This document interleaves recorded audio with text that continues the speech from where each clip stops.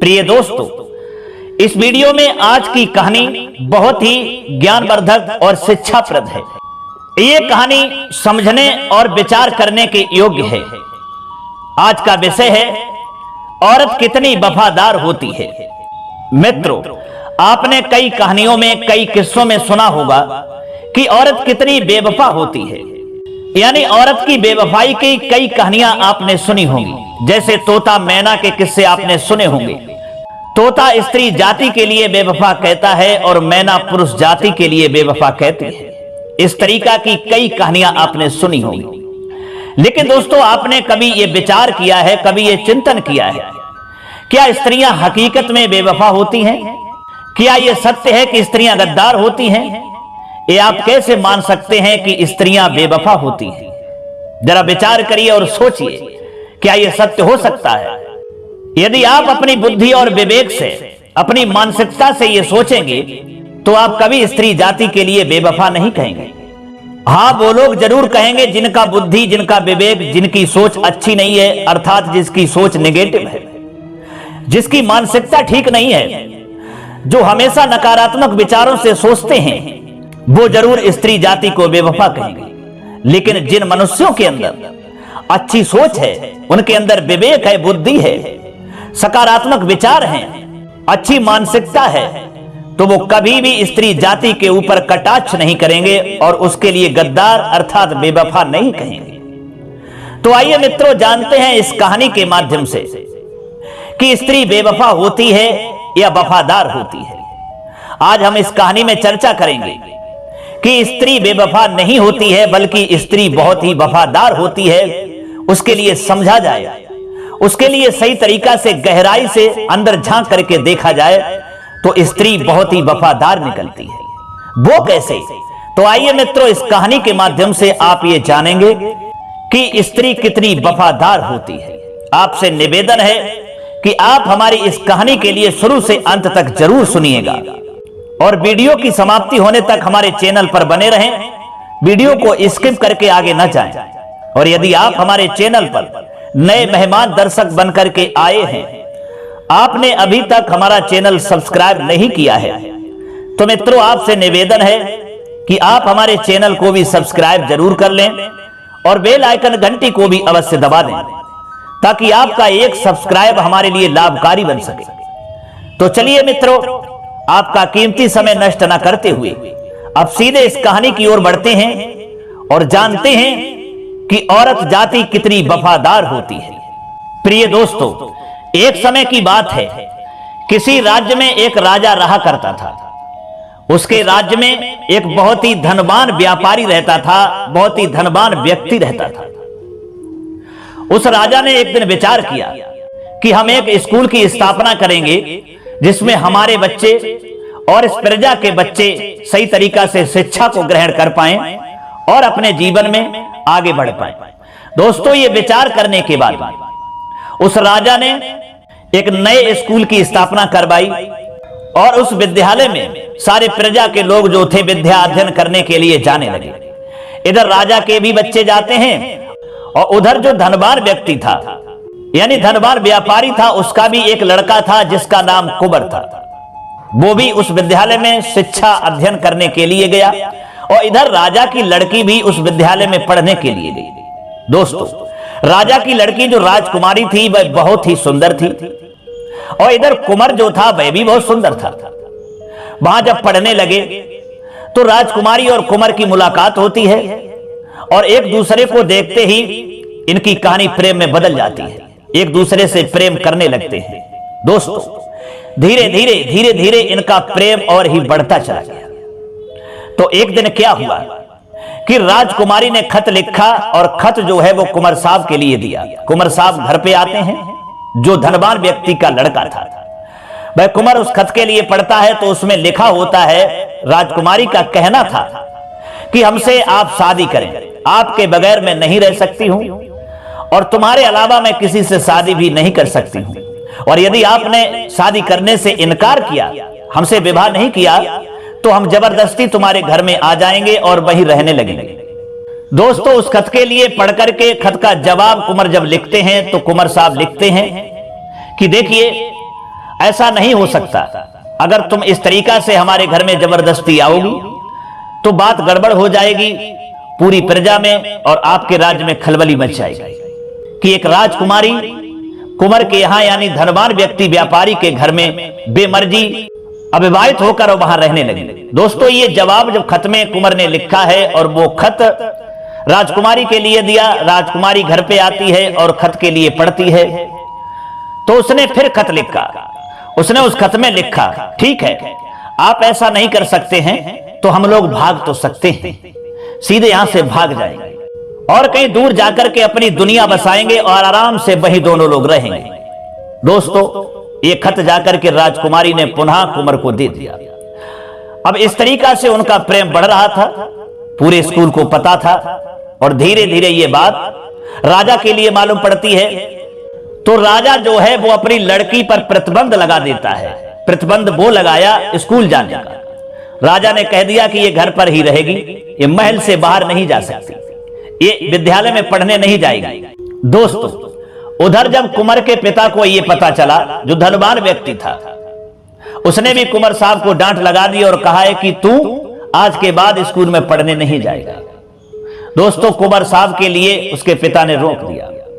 अब इधर राजकुमारी कुंवर से मिलने के लिए छटपटा रही थी, लेकिन इतनी बड़ी पाबंदी राजा ने लगा रखी थी कि उसे घर से निकलना नामुमकिन था। वह मिलना चाहती थी लेकिन मिलने में असमर्थ हो रही थी। तो दोस्तों, उसके बाद में क्या हुआ, जब रात होती है तो वह राजकुमारी अपने घुड़साल में जाती है और एक प्यारी नाम की घोड़ी थी, उसके पास में जाकर के कहती है कि तुमने हमारा बहुत नमक खाया है, क्या हमारा एक काम कर सकती हो? तो वह प्यारी नाम की घोड़ी जो थी वो सिर हिलाती है और हां कर देती है।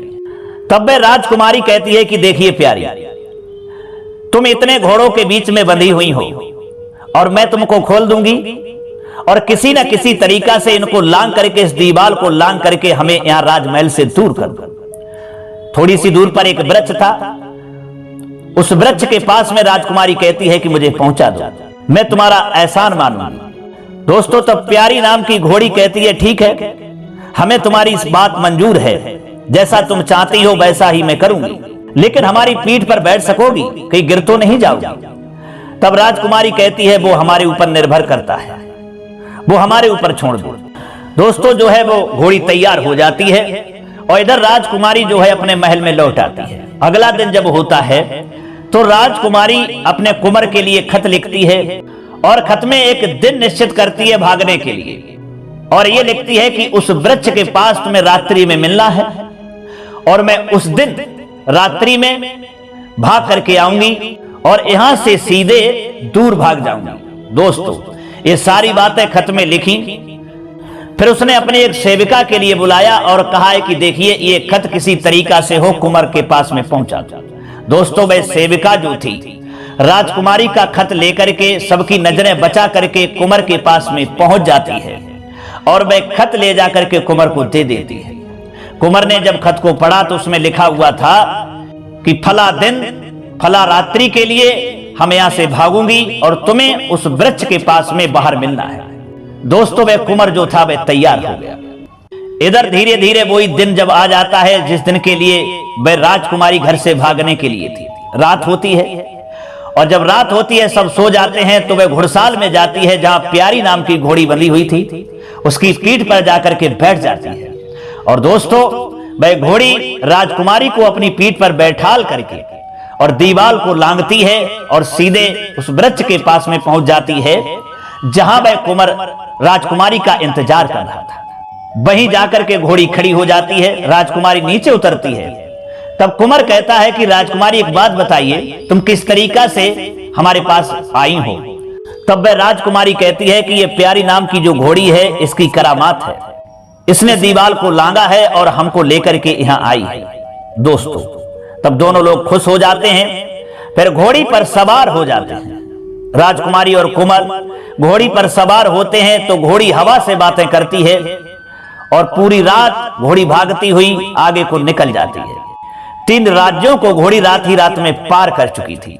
चौथे राज्य में जब पहुंचती है तो दिन निकल आया और जब दिन निकला तो राजकुमारी और कुंवर के लिए भूख लगती है।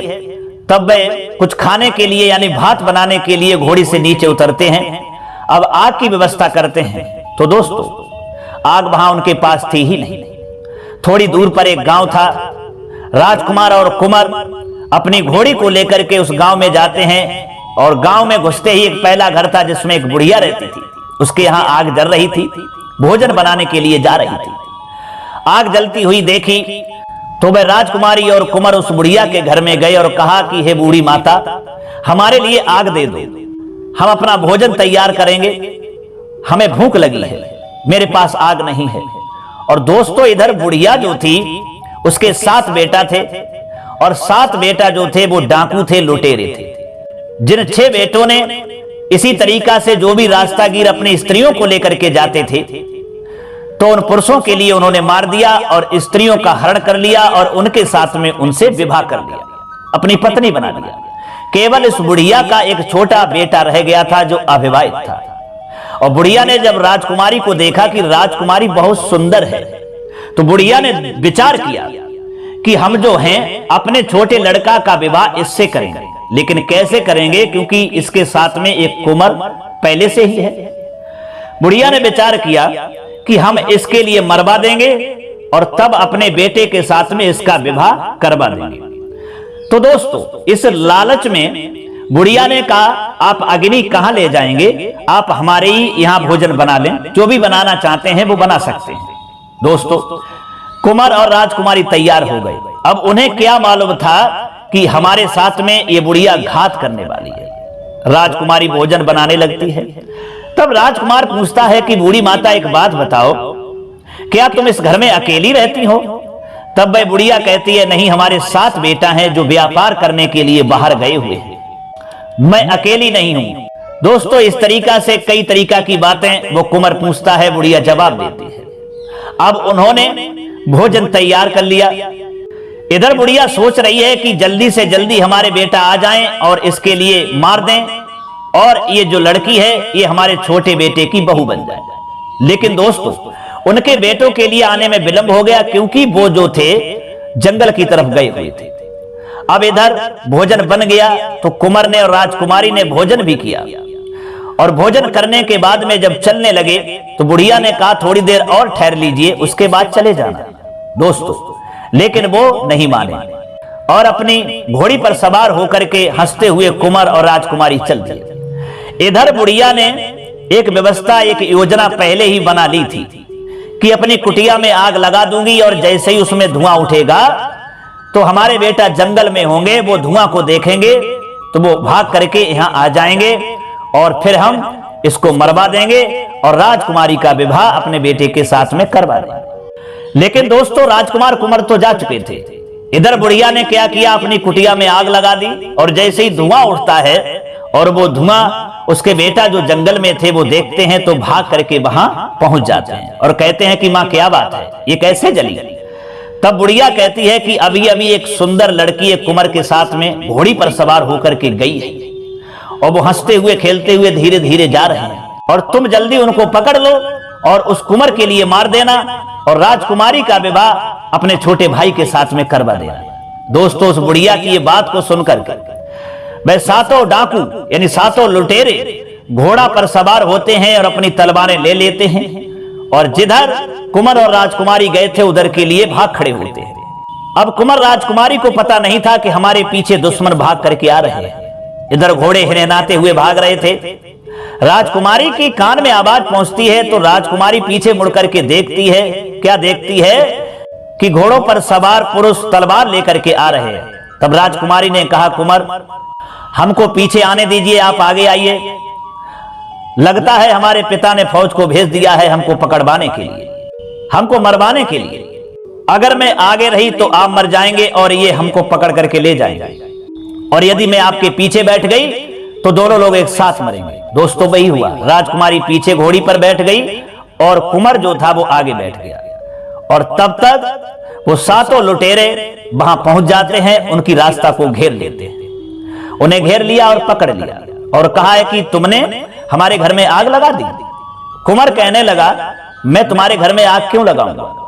दोस्तों, बहुत सफाई दी कुंवर ने और राजकुमारी ने, लेकिन लुटेरों ने नहीं माना और लुटेरों ने जब नहीं माना, उसके बाद में उन 7 डाकुओं ने कुंवर के लिए मार दिया।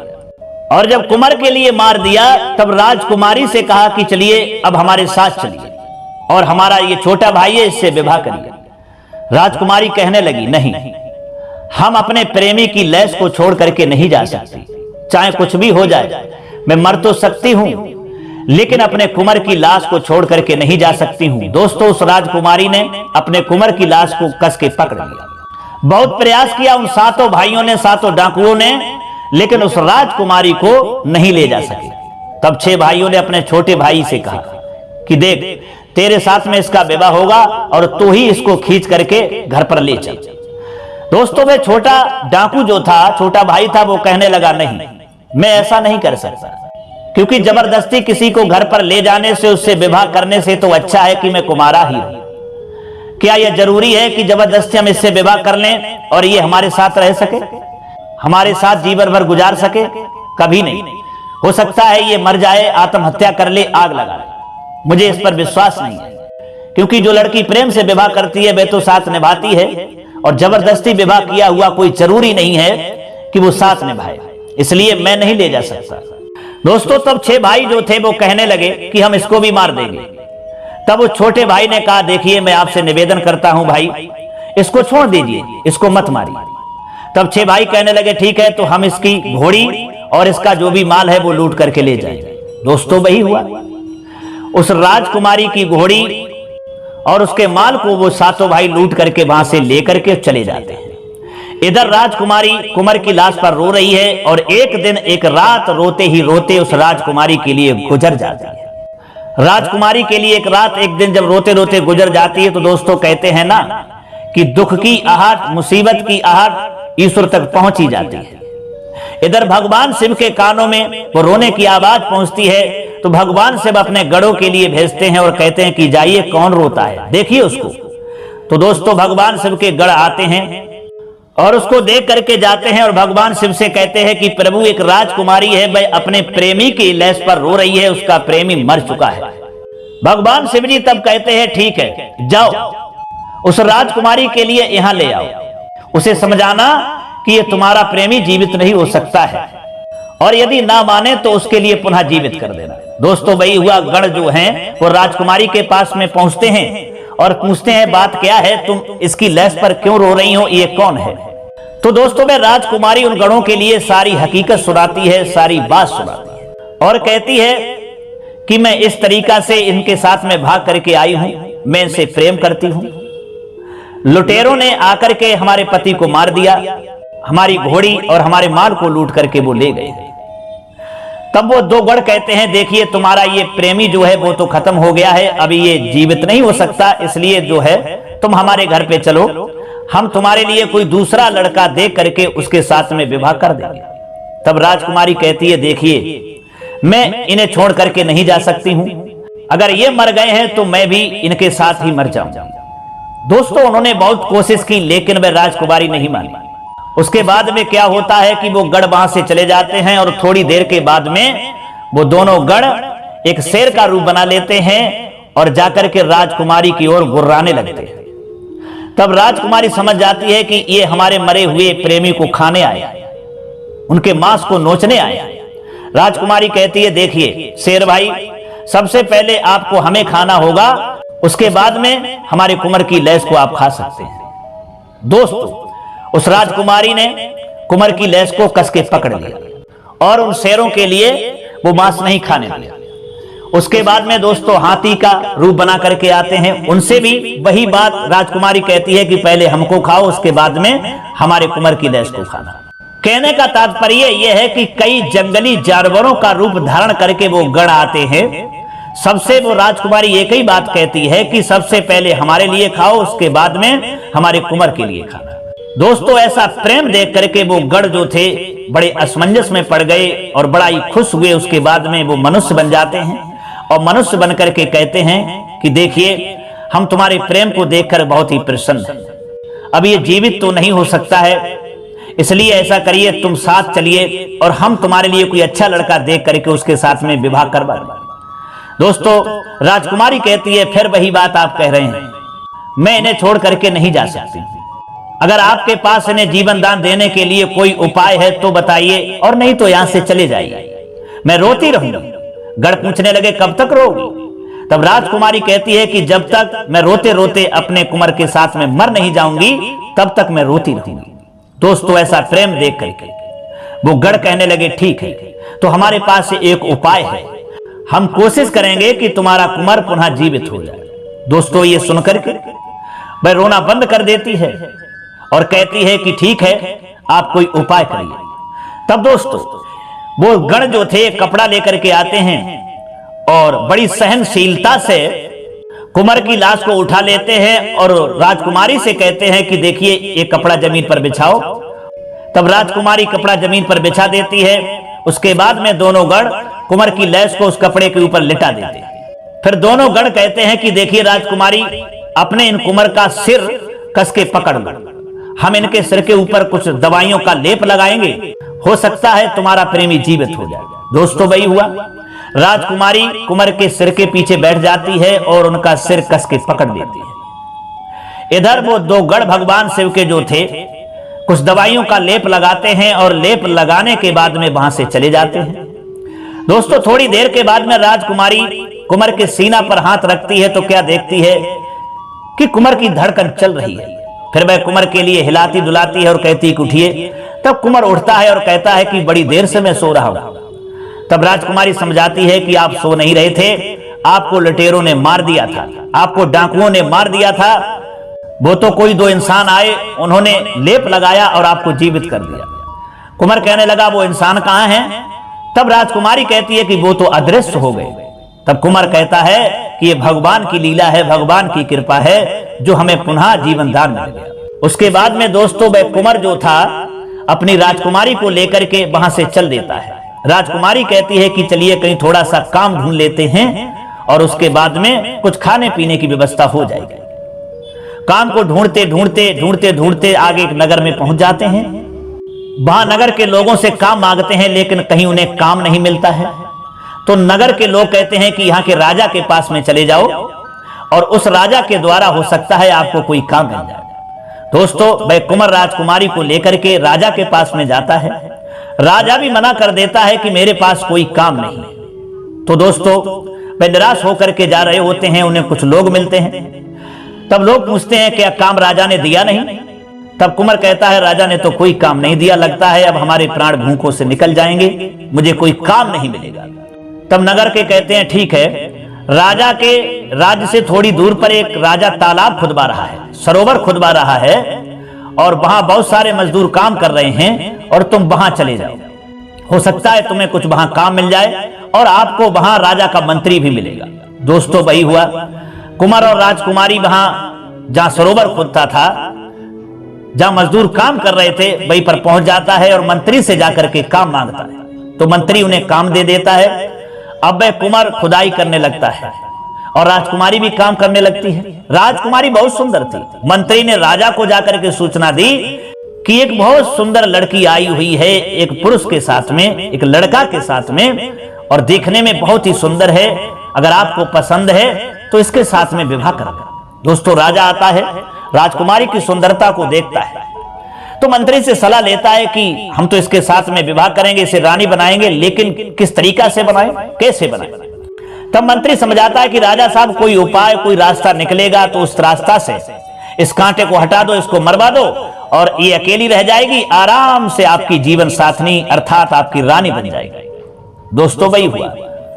अब वह राजा और मंत्री योजना देखने लगे कि कौन सी योजना, कौन से उपाय से हम इस कुंवर को मरवाएं और इसके साथ में राजा विवाह करेगा। इधर दोस्तों, मजदूर तालाब की खुदाई करते चले गए और बहुत गहरी खुदाई कर डाली, लेकिन उस सरोवर से पानी नहीं निकला। और जब सरोवर से पानी नहीं निकला, खुदाई तो बहुत गहरी हो चुकी थी, लेकिन पानी नहीं निकल रहा था। यह देख करके राजा मंत्री बड़ा परेशान हुआ। तब राजा ने विचार किया, मंत्री से सलाह ली कि अगर हम जानवरों की बलि चढ़ाएं, हो सकता है उससे पानी निकल आए। दोस्तों, मजदूरों से राजा ने कहा कि हम एक जानवर की बलि चढ़ाएंगे, हो सकता है बलि चढ़ाने से पानी निकल आए। और एक गीत गाने को कहा कि जब आप लोग बलि चढ़ाएं तो एक गीत गाते हुए बलि चढ़ाएं। दोस्तों वही हुआ। राजा हाथी को लेकर के आता है और कहता है कि इस हाथी की सबसे पहले बलि चढ़ाओ। दोस्तों मजदूर गीत गाते हैं और हाथी की बलि चढ़ाते हैं, लेकिन पानी फिर भी उस सरोवर से नहीं निकलता है। उसके बाद में शेर को पकड़ करके लाते हैं, उसकी भी गीत गाते हुए मजदूर बलि चढ़ाते हैं, पानी नहीं निकलता है। सियार को लाते हैं, अर्थात कई जंगली जानवरों को लेकर के वह राजा आता है और उनकी बलि चढ़वा देता है, लेकिन पानी उस सरोवर से नहीं निकलता है। अब राजा मजदूर परेशान हो गए। मजदूर कहने लगे, महाराज लगता है बलि चढ़ाने से भी पानी नहीं निकलेगा। तब राजा कहता है, आप लोग घबराइए नहीं, अभी तक तो आपने जानवरों की बलि चढ़ाई है, अब इंसानों की बलि चढ़ाई जाएगी। हो सकता है मनुष्य की बलि चढ़ाने से पानी सरोवर से निकल आए। दोस्तों राजा का ये शब्द सुनने के बाद में मजदूर सोचने लगे, कहीं ऐसा ना हो हम लोगों का ही किसी ना किसी एक का नंबर आ जाए जो यहां सरोवर में उसकी बलि चढ़ जाए। ये सोच करके सारे मजदूर घबरा जाते हैं। राजा कहता है, आप लोग क्यों घबरा रहे हैं, आपकी बलि नहीं चढ़ाऊंगा।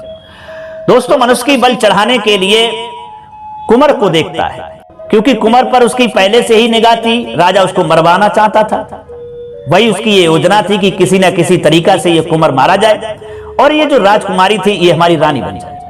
दोस्तों राजा मजदूरों से कहता है, आप लोग घबराइए नहीं, आपको घबराने की कोई जरूरत नहीं है। मनुष्य कौन होगा वो हमारे ऊपर निर्भर करता है, हम उसको लेके आएंगे। लेकिन आप एक काम करिए, इस तालाब के बीच में एक स्तंभ बनाइए, एक खंबा बनाइए और उसी खंबे से बांध करके फिर मनुष्य की बलि चढ़ाई जाएगी। आप लोग घबराइए। दोस्तों राजा का आदेश था, मजदूर स्तंभ को तैयार करते हैं और उन्हें स्तंभ को तैयार करने में थोड़े दिन लग जाते हैं।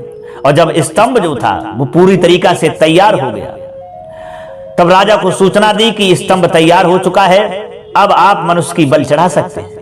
तो दोस्तों राजा आता है, उस स्तंभ को देखता है, देख करके बड़ा खुश होता है। फिर वह कुंवर को पकड़वा लेता है और कहता है कि इस कुंवर की बलि चढ़ाई जाएगी, आप लोग इसकी बलि चढ़ाएं। गीत वही होगा जो आपने पहले गाया था। दोस्तों राजा का आदेश सुनकर के मजदूर कुंवर को पकड़ करके उस स्तंभ के पास में ले जाते हैं और उससे बांध देते हैं। और जैसे ही कुंवर को उस स्तंभ से बांधते हैं तो पानी सरोवर से निकलने लगता है और ऊपर की ओर बढ़ने लगता है। मजदूर बांध करके बाहर निकल आते हैं, पानी बहुत तेजी से ऊपर के लिए बढ़ने लगता है, कुंवर धीरे धीरे डूबने की ओर बढ़ने लगता है। दोस्तों राजकुमारी देख करके ये घबरा जाती है और राजा से प्रार्थना करती है कि आप हमारे कुंवर के लिए क्यों मरवाना चाहते हैं, इसकी बलि क्यों देना चाहते हैं, हमारे कुंवर ने कौन सी गलती की है, कौन सा दोष किया है, कौन सी इसकी भूल है जो आप इसे मरवाना चाहते हैं। तब राजा कहता है कि देखिए आप घबराइए नहीं, इसकी बलि तो चढ़ जाएगी, ये मर जाएगा। राजकुमारी कहती है, महाराज फिर मैं कहां जाऊंगी।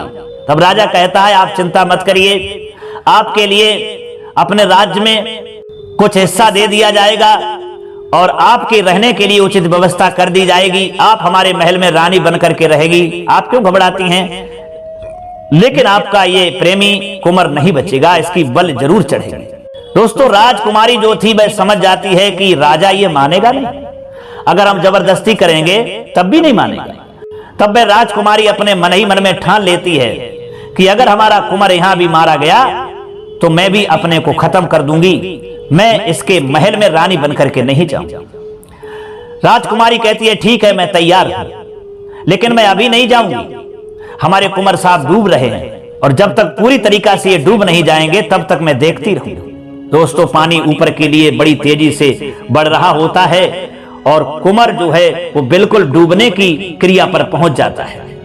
गर्दन तक पानी आता है, धीरे धीरे मुंह तक पानी आता है, फिर पूरी तरीका से कुंवर डूब जाता है। और जब कुंवर डूब जाता है थोड़ी देर के बाद में वह कुंवर मर जाता है। पानी बहुत ऊपर आ चुका होता है। तब राजा कहता है कि देखिए राजकुमारी चलिए हमारे साथ, अब आपका कुंवर पूरी तरीका से डूब गया है, मर गया है, अब आप हमारे महल में चलिए और रानी बनकर के रहिए। दोस्तों राजकुमारी कहती है, ठीक है राजा साहब इतनी जल्दी क्या है, थोड़ी देर की और मोहलत आप हमें दें। राजा कहता है मतलब। तब राजकुमारी कहती है, मैंने इनसे बहुत प्रेम किया है, मैं अपनी प्रेमी कुंवर के लिए इनके लिए अंदर जाकर के श्रद्धांजलि दे आऊं, उसके बाद में मैं आपके साथ चलती हूं। दोस्तों राजा ने आज्ञा दे दी। अब वह अपने कुंवर के लिए राजकुमारी श्रद्धांजलि देने के लिए जब चलती है तब राजा कहता है कि आप डूब जाओगी, आपका प्रेमी बहुत नीचे है, जो स्तंभ से बंधा हुआ है और पानी बहुत ऊपर आ चुका है।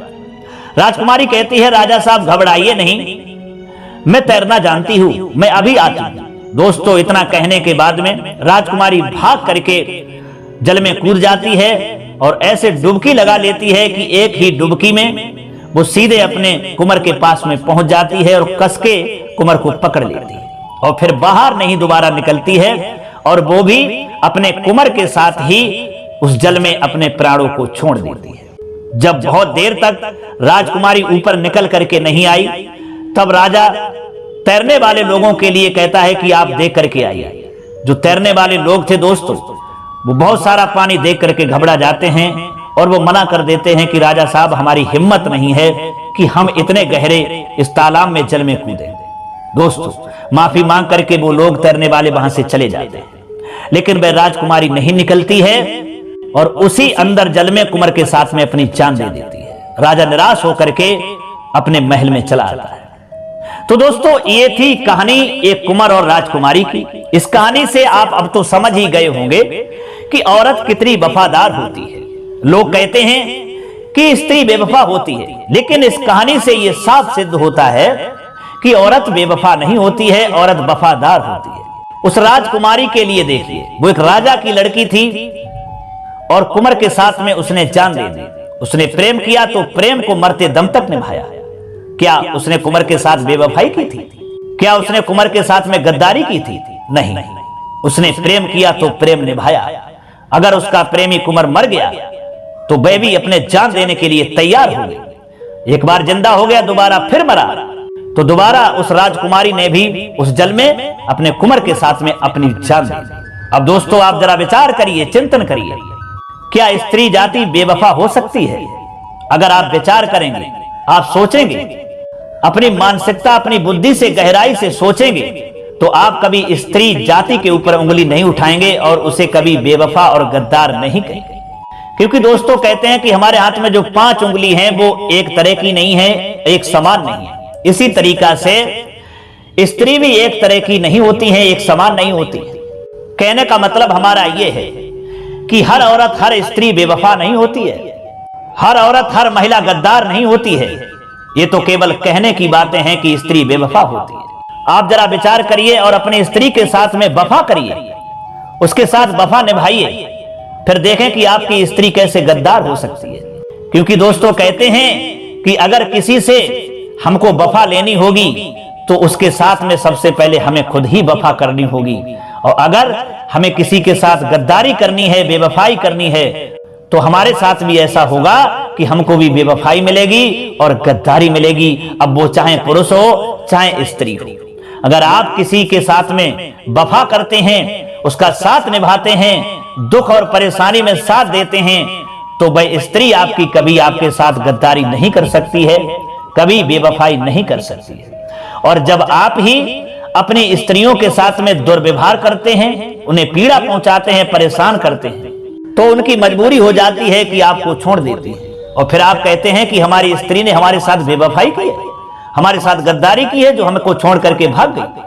अब आपने ये पहले कभी विचार किया कि आपने अपने स्त्री के साथ में कितनी वफाई की, कितना साथ दिया है, और दूसरे को दोष लगा रहे हो?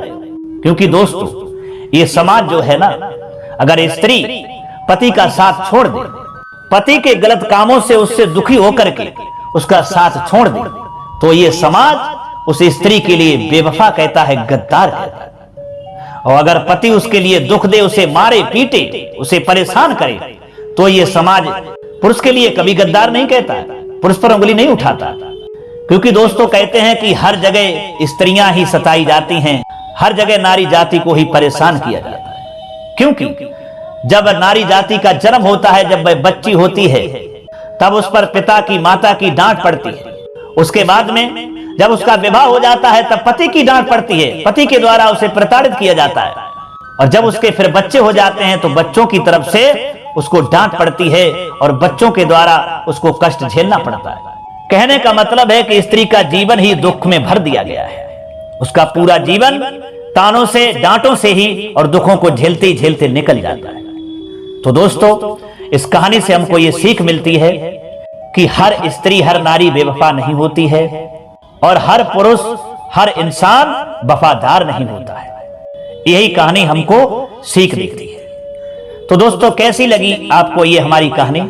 यदि ये कहानी आपको अच्छी लगी है, पसंद आई है, तो कमेंट बॉक्स में जरूर बताना। हो सके तो अपने मित्रों के लिए भी शेयर करना। अब क्षमा चाहते हैं दोस्तों, पुनः मुलाकात होगी अगली वीडियो में किसी और नई चर्चा में। तब तक के लिए सब्सक्राइबर बंधुओं एवं दर्शक भाइयों के लिए राधे कृष्णा, ओम नमः शिवाय, नमस्कार।